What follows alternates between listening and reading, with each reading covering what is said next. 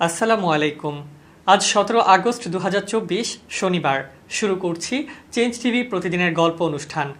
দর্শক, আপনাদের সঙ্গে রয়েছি আমি মাহির দাইয়ান। শুরুতেই সংবাদ শিরোনাম। ডিবিতে যা করছেন সাবেক আইনমন্ত্রী আনিসুল হক। সংখ্যালঘু নিপীড়নের অতিরঞ্জিত খবর প্রকাশ না করতে ডক্টর ইউনূসের আহ্বান। ছাত্র অভ্যুত্থান নিয়ে অজানা ঘটনা প্রকাশ করল জাতিসংঘ। দর্শক, শুনছিলেন শিরোনাম, এবার বিস্তারিত। রাজধানীর মিন্টো রোডে ঢাকা মহানগর গোয়েন্দা পুলিশ কার্যালয়ে 10 দিনের রিমান্ডে আছেন সাবেক আইনমন্ত্রী আনিসুল হক। জিজ্ঞাসাবাদের সময় হত্যা মামলায় গ্রেফতার করা হয়েছে শুনে মুচকি হাসেন তিনি, এমনটাই জানা গেছে। শুক্রবার আনিসুল হকের রিমান্ডের তৃতীয় দিন ছিল। জানা গেছে, জিজ্ঞাসাবাদের সময় হত্যা মামলায় গ্রেফতার করা হয়েছে শুনে মুচকি হেসেছেন তিনি। এ সময় সুপ্রিম কোর্টের অবস্থা জানতে চেয়েছেন তদন্ত কর্মকর্তাদের কাছে। কারা নতুন করে বিচারক হিসেবে নিয়োগ পেলেন সে বিষয়েও জানতে চান আনিসুল হক। জিজ্ঞাসাবাদে একেবারেই স্বাভাবিক ছিলেন তিনি। পুলিশের কোনো প্রশ্নের উত্তরই দেননি সাবেক এই আইনমন্ত্রী। প্রশ্ন করা হলে শুধু হেসেছেন। ডিএমপি নিউ মার্কেট থানায় দায়ের হওয়া হকার শাহজাহান আলী হত্যা মামলায় মঙ্গলবার গ্রেফতার করা হয় সালমান এফ রহমান এবং আনিসুল হককে। বুধবার তাদের আদালতে হাজির করে 10 দিনের রিমান্ডে নেয় পুলিশ। তারা এখন ডিবি হেফাজতে আছেন। গ্রেফতার সালমান ও আনিসুলকে জিজ্ঞাসাবাদের বিষয়ে ডিএমপির অতিরিক্ত কমিশনার আশরাফুজ্জামান বলেন, এ বিষয়ে আমার কোনো বক্তব্য নেই। যদি কিছু থাকে আমার যেটা বলার আপনাদের আমি দাওয়াত দিয়ে বলবো। ভারতের রাজধানী নয়াদিল্লিতে অনুষ্ঠিতব্য তৃতীয় ভয়েস অব গ্লোবাল সাউথ সামিটে ভার্চুয়ালি যোগ দিয়েছেন বাংলাদেশের অন্তর্বর্তীকালীন সরকারের প্রধান উপদেষ্টা নোবেলজয়ী অর্থনীতিবিদ ডক্টর মোহাম্মদ ইউনূস। শনিবার ঢাকা থেকে ভার্চুয়ালি যোগ দেন ডক্টর ইউনূস। এদিকে শুক্রবার ভারতের প্রধানমন্ত্রী নরেন্দ্র মোদী ডক্টর ইউনূসকে ফোন করে আমন্ত্রণ জানালে তিনি তা গ্রহণ করেন। ফোন আলাপে দুই নেতার মধ্যে সংখ্যালঘু ইস্যুসহ পারস্পরিক সম্পর্কের নানা বিষয়ে আলোচনা হয়। প্রধান উপদেষ্টার প্রেস উইং জানায়, ভারতের প্রধানমন্ত্রী নরেন্দ্র মোদী অধ্যাপক ইউনূসকে শনিবার নয়াদিল্লিতে ভার্চুয়াল মাধ্যমে অনুষ্ঠিতব্য তৃতীয় ভয়েস অব গ্লোবাল সাউথ সামিটে যোগ দেওয়ার আমন্ত্রণ জানান। এ সময় প্রধান উপদেষ্টা ঢাকা থেকে ভার্চুয়ালি সম্মেলনে যোগ দিতে সম্মত হন। ফোন আলাপে বাংলাদেশের অন্তর্বর্তী সরকারের প্রধান হিসেবে দায়িত্ব গ্রহণের জন্য ডক্টর ইউনূসকে অভিনন্দন জানান মোদী। অন্তর্বর্তী সরকারকে শুভকামনা জানিয়ে ঘনিষ্ঠ বন্ধু হিসেবে বাংলাদেশের জনগণের স্বার্থে কাজ করার কথা ব্যক্ত করেন ভারতের প্রধানমন্ত্রী। অধ্যাপক ইউনূসের নেতৃত্বাধীন অন্তর্বর্তী সরকারের সঙ্গে ঘনিষ্ঠভাবে কাজ করার ইচ্ছাও ব্যক্ত করেন মোদী। এছাড়াও নরেন্দ্র মোদী বাংলাদেশের হিন্দু সম্প্রদায় সহ সব সংখ্যালঘুর সুরক্ষা ও নিরাপত্তা নিশ্চিতের উপর জোর দিয়েছেন। ফোনে ডক্টর ইউনূস নরেন্দ্র মোদীকে জানান, অন্তর্বর্তী সরকার হিন্দু সম্প্রদায় সহ সব সংখ্যালঘু জনগোষ্ঠীর নিরাপত্তার বিষয়টিকে অগ্রাধিকার দিচ্ছে। কথোপকথনে ডক্টর ইউনূস ও মোদী অগ্রাধিকার ভিত্তিতে দুই দেশের দ্বিপাক্ষিক সম্পর্ক এগিয়ে নেওয়ার বিষয়ে আলোচনা করেন। সংখ্যালঘুদের ওপর হামলার ঘটনা অতিরঞ্জিত করে কোনো প্রতিবেদনে প্রচার করা হচ্ছে বলে ভারতের প্রধানমন্ত্রী নরেন্দ্র মোদীকে জানিয়েছেন অন্তর্বর্তী সরকারের প্রধান ডক্টর মোহাম্মদ ইউনূস। এক ফোন আলাপে ডক্টর ইউনূস মোদীর কাছে ভারতীয় সাংবাদিকদের বাংলাদেশে আসার আমন্ত্রণ জানান বলে জানিয়েছেন প্রধান উপদেষ্টার প্রেস সচিব শফিকুল আলম, যাতে তারা সংখ্যালঘুদের নিরাপত্তা ইস্যুতে সরেজমিনে রিপোর্ট করতে পারেন। টেলিফোন করার জন্য প্রধানমন্ত্রী নরেন্দ্র মোদীকে ধন্যবাদ জানান প্রধান উপদেষ্টা মোহাম্মদ ইউনূস। যদিও এর আগে ভারতের প্রধানমন্ত্রী এক টুইট বার্তায় লিখেছিলেন, মোহাম্মদ ইউনূসের কাছ থেকে ফোন পেয়েছিলেন তিনি। 15 আগস্ট ভারতের স্বাধীনতা দিবস পালিত হয়। স্বাধীনতা দিবস উপলক্ষে দেশটির প্রধানমন্ত্রী ও নাগরিকদের অভিনন্দন জানান অধ্যাপক ইউনূস। বাংলাদেশের সরকার বিরোধী বিক্ষোভকারীদের উপর সাবেক সরকারের আইন শৃঙ্খলা বাহিনী অপ্রয়োজনীয় এবং সামঞ্জস্যহীন বল প্রয়োগ করেছে বলে মন্তব্য করেছে জাতিসংঘের মানবাধিকার বিষয়ক হাই কমিশনারের UNOHCHR দপ্তর।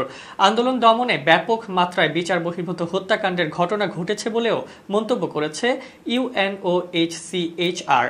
সুইজারল্যান্ডের রাজধানী জেনেভায় এক সংবাদ সম্মেলনে বাংলাদেশের সাম্প্রতিক সরকার পতন আন্দোলনের ওপর একটি প্রতিবেদন প্রকাশ করেছে UNOHCHR। জাতিসংঘের মানবাধিকার বিষয়ক হাই কমিশনার ভলকার তুর্ক নিজে উপস্থিত ছিলেন সংবাদ সম্মেলনে। Primary analysis of recent protest and unrest in Bangladesh নামের সেই প্রতিবেদনটিতে বলা হয়েছে, সংবাদ মাধ্যম এবং অন্যান্য নির্ভরযোগ্য সূত্র থেকে পাওয়া তথ্য অনুসারে গত ১৬ জুলাই থেকে ১১ আগস্ট পর্যন্ত রাজধানী ঢাকাসহ সারা বাংলাদেশে আইনশৃঙ্খলা বাহিনীর গুলিতে ৬ শতাধিক মানুষ নিহত হয়েছেন। এই নিহতদের মধ্যে ৪ শতাধিক প্রাণ হারিয়েছেন ১৬ জুলাই থেকে ৪ আগস্টের মধ্যে। তবে নিহতের প্রকৃত সংখ্যা আরও বেশি বলে ধারণা করছে মানবাধিকার বিষয়ক হাই কমিশনারের দপ্তর। প্রতিবেদনে বলা হয়েছে, কারফিউ, ইন্টারনেটের শাটডাউন এবং সরকারের তৎপরতার কারণে অনেক নিহতের তথ্য জানা যায়নি। বাংলাদেশের সদ্য সমাপ্ত আন্দোলন নিয়ে তদন্ত করতে ঢাকায় আসছে জাতিসংঘের প্রতিনিধি দল। তার এক সপ্তাহ আগে এই প্রতিবেদন প্রকাশ করল জাতিসংঘের মানবাধিকার বিষয়ক হাই কমিশন।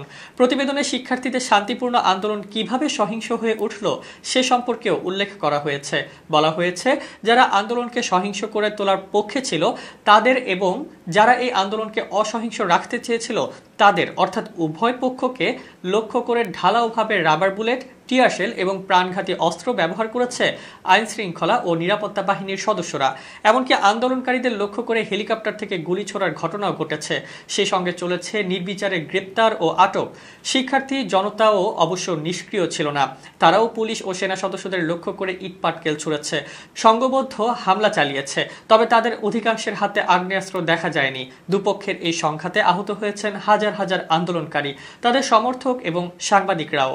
অনেক হাসপাতাল উপচে পড়ছিল আহত রোগীদের ভিড়ে। গ্রেফতার সম্পর্কে বলা হয়েছে, ১২ জুলাই থেকে ৩ আগস্ট পর্যন্ত ঢাকাসহ সারা দেশে অভিযান চালিয়ে অন্তত ৪,৫২,০০০ ব্যক্তিকে গ্রেফতার ও আটক করেছে আইনশৃঙ্খলা বাহিনী। তাদের মধ্যে ২,০০০ জনের পরিচয় জানা গেছে। গ্রেফতারদের বিরুদ্ধে শুধু ঢাকায় কমপক্ষে ২৮৬টি মামলা দায়ের করা হয়েছে। গ্রেফতার ও আটকদের কারাগারে নির্যাতন করার অভিযোগও রয়েছে। আইনশৃঙ্খলা বাহিনী পরিস্থিতি মোকাবেলায় অপ্রয়োজনীয় এবং অতিরিক্ত বল প্রয়োগ করেছে বলে সুস্পষ্ট ইঙ্গিত রয়েছে। বিচার বহির্ভূত হত্যাকাণ্ড, অবৈধভাবে গ্রেফতার ও আটক, জোরপূর্বক গুম করা, নির্যাতন ও খারাপ আচরণ এবং মত প্রকাশের স্বাধীনতা ও শান্তিপূর্ণ সমাবেশে গুরুতর বাধা দেওয়ার মতো ঘটনা আন্দোলনকে কেন্দ্র করে ঘটেছে। ১৫ বছর আগে বিডিআর বিদ্রোহের রাজধানীর পিলখানায় সংঘটিত হত্যাকাণ্ডের ঘটনায় সাবেক প্রধানমন্ত্রী শেখ হাসিনা, শেখ ফজলে নূর তাপস ও শেখ সেলিম সহ অনেকে সরাসরি জড়িত ছিল বলে দাবি করেছেন নিহত মেজর শাকিলের ছেলে রাকিন আহমেদ। শনিবার দুপুরে রাজধানীর মহাখালীর রাওয়া ক্লাবে আয়োজিত এক সংবাদ সম্মেলনে এই কথা বলেন তিনি। শেখ হাসিনার নেতৃত্বে আওয়ামী লীগ সরকার গঠন করার ৫০ দিনের মধ্যেই ২০০৯ সালের ২৫ ও ২৬ ফেব্রুয়ারি ঢাকার পিলখানায় তৎকালীন বিডিআরদের একটি গ্রুপ দ্বারা বিদ্রোহ সংঘটিত হয়। বিদ্রোহী বিডিআর সৈন্যরা পিলখানায় বিডিআর সদর দপ্তর দখল করে বিডিআরের মহাপরিচালক মেজর জেনারেল শাকিল আহমেদ সহ ৫৭ জন অন্যান্য সেনা কর্মকর্তা ও ১৭ জন বেসামরিককে হত্যা করে। পরে সরকারের সঙ্গে একাধিক আলাপ আলোচনার পরে বিদ্রোহীরা অস্ত্র সমর্পণ করে এবং জিম্মিদের মুক্তি দেয়। অস্ত্র সমর্পণের মধ্য দিয়ে পরবর্তীতে এই বিদ্রোহের অবসান ঘটে। ২০১৩ সালের ৫ নভেম্বর ঢাকা মহানগর দায়রা জজ আদালত ১৫২ জনকে মৃত্যুদণ্ড এবং ১৬১ জনকে যাবজ্জীবন কারাদণ্ড দেয়। আরও ২৫ জন বিদ্রোহে জড়িত থাকার কারণে ৩ থেকে ১০ বছরের মধ্যে কারাদণ্ড পেয়েছিল। আদালত অভিযুক্ত ২৭৭ জনকেও খালাস দিয়েছিল।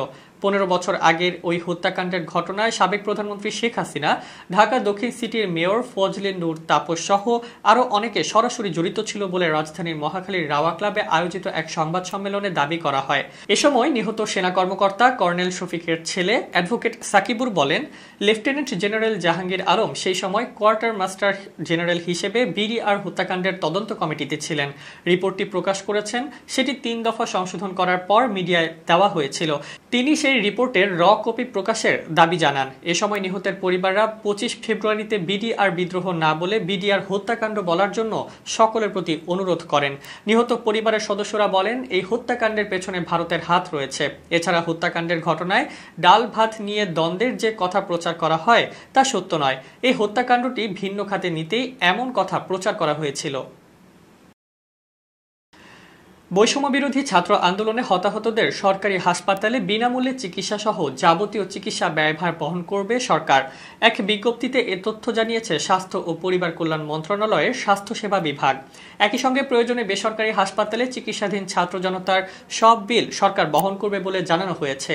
ওই বিজ্ঞপ্তিতে আরও বলা হয়, বৈষম্য বিরোধী ছাত্র আন্দোলনে হতাহতদের ব্যাপারে অনুসন্ধান করতে স্বাস্থ্য ও পরিবার কল্যাণ মন্ত্রণালয় ইতোমধ্যেই একটি কমিটি গঠন করেছে।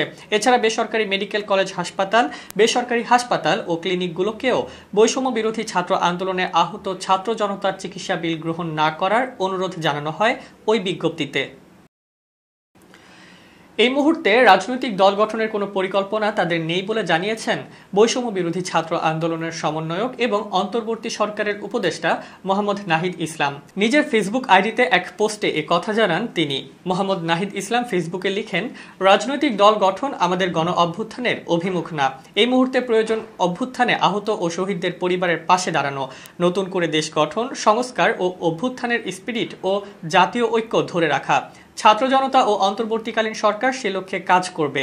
ফ্যাসিবাদী ব্যবস্থা বাতিল করা হবে বলে জানিয়ে তিনি লেখেন, ফ্যাসিবাদী ব্যবস্থার বিলোপ করে নতুন রাজনৈতিক বন্দোবস্ত আমাদের এক দফার অংশ ছিল। সেজন্য বিস্তর কাজ ও রাজনৈতিক কার্যক্রম প্রয়োজন। জনগণের সঙ্গে আলোচনা ও সংলাপের মাধ্যমে আমরা ভবিষ্যৎ বাংলাদেশের রূপরেখা প্রণয়ন করতে চাই। তিনি আরও লিখেছেন, কিন্তু এই মুহূর্তে রাজনৈতিক দল গঠনের কোনো পরিকল্পনা আমাদের নাই। ছাত্র জনতা অভ্যুত্থানের স্পিরিট রক্ষায় সামাজিক রাজনৈতিক শক্তি হিসেবে কাজ করবে এবং সরকার জনগণের আকাঙ্ক্ষা অনুযায়ী রাষ্ট্র পুনর্গঠনের লক্ষ্যে কাজ করবে। দক্ষিণ কোরিয়ার সরকার বাংলাদেশের সদ্য দায়িত্ব নেওয়া অন্তর্বর্তী সরকারের প্রতি সমর্থন জানিয়েছে।